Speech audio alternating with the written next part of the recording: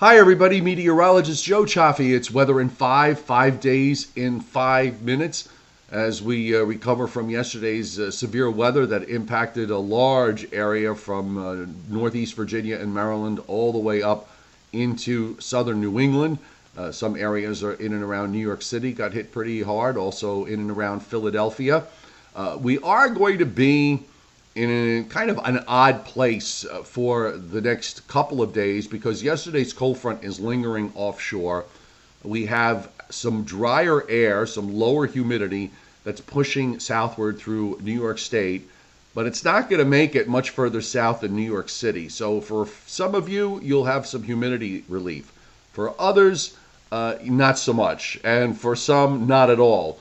We're going to really probably have to wait till Sunday when another cold front passes for some genuine improvement. So let me just run through today.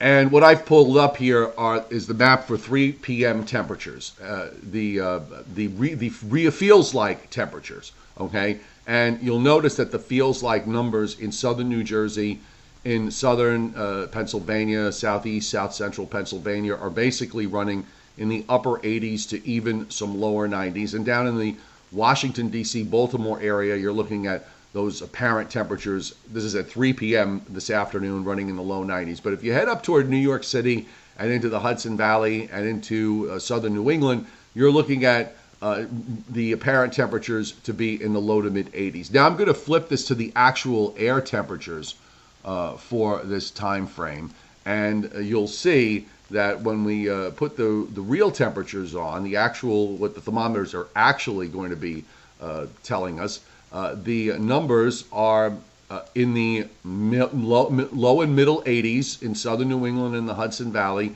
and middle to upper 80s down in southern New Jersey, southern Pennsylvania, down into the Washington, D.C. area. In fact, no one gets out of the 80s. So if you are, the bottom line is, if you are in central New Jersey, if I were to draw a line from, say, the central New Jersey coast westward to about here, if you're south of this line, it is going to be uncomfortable today, and dew points are going to be up into the lower 70s. If you're north of this line, and particularly as you go up into the Hudson Valley and into Connecticut, you're going to see your dew points drop down closer to 60, making for a much better day.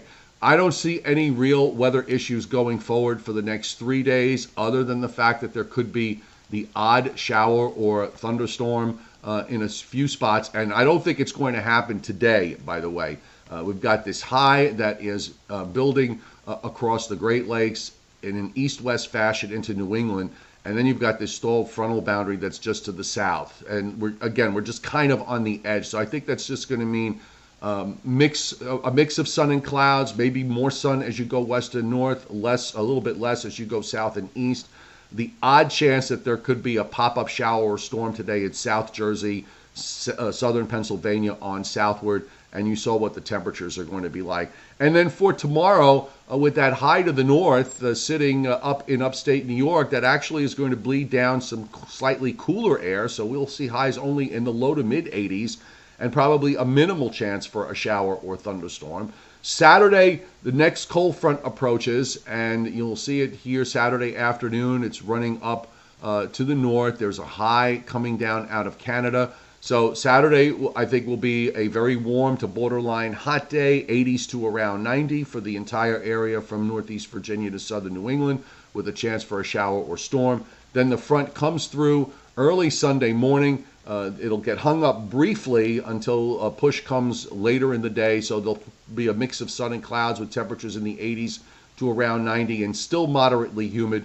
And then weather conditions should improve somewhat going into Monday, although you'll notice that front's going to stall out to the south, and that keeps some showers close by. But I think Monday will be a dry day. So overall, for the next 5 days, pretty much covers the geography from northeast Virginia to southern New England. The month of August begins. It's going to be fairly reasonable. Nothing outrageous in terms of heat. Some moderate levels of humidity. Some places a little higher, some places a little lower. Here's your satellite loop this morning. You can see how we're on the edge of clouds. But we'd be worried if there was a wave developing on this front moving northeastward, but we don't see that. The front is just weak and lingering, as this upper trough just does not get out of the way. You don't have the real push, which is up of drier air that is up further to the north. Very quickly in the tropics, we're watching this swirl of clouds out in the tropical Atlantic. There is a broad low pressure system here that is moving westward. The conditions are not favorable for development into a tropical depression or a tropical storm until we get into the weekend, as this thing moves west-northwestward. Once it gets west of 50 degrees west, environmental conditions do become favorable for this to develop. So we'll keep an eye on it. We also have some disturbed weather in the Bahamas. This is part of the system that came out of the Eastern Caribbean earlier this week, but again, very disorganized and not expecting much to happen from that. And very quickly, we still have our systems in the Pacific. We have Hurricane Erik, that is the lead system, Tropical Storm Flossie, which is right behind it. Erik is going to pass south of the Big Island in the next 36 hours and continue on a westward course, weakening into a tropical storm. So I think the impacts of the Hawaiian Islands will be, other than surf, minimal. Flossie will take a course more west-northwest, and it may wind up coming close to the Big Island of Hawaii, perhaps as a weakening tropical storm sometime early next week. So that wraps up Weather in 5 for today. Thanks very much for being here.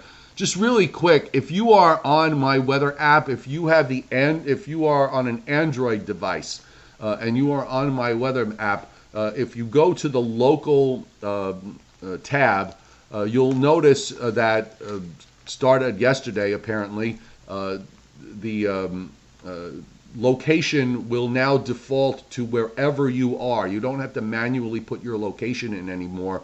It will manually default to wherever your position is, as long as you have your GPS on. Also, there's a new tab on there for those of you on Long Island. You'll get a specific forecast for Long Island. I'm going to try to do one every day. It's going to be there's depending on how much time I have, but there will be a Long Island-based forecast, especially if it's radically different from other areas. So just look for those two changes on the app. If you're on an iPhone, Apple always makes life a bit more difficult for app creators. So it'll be a little bit before the update translates over into the iPhone, but hopefully it'll be in the next few days. All right, have a great rest of your day. Thanks for being here on Weather in 5, and we'll see you later. Live stream tonight at YouTube, probably at either 6 p.m. Eastern Time or 7 p.m. Eastern Time.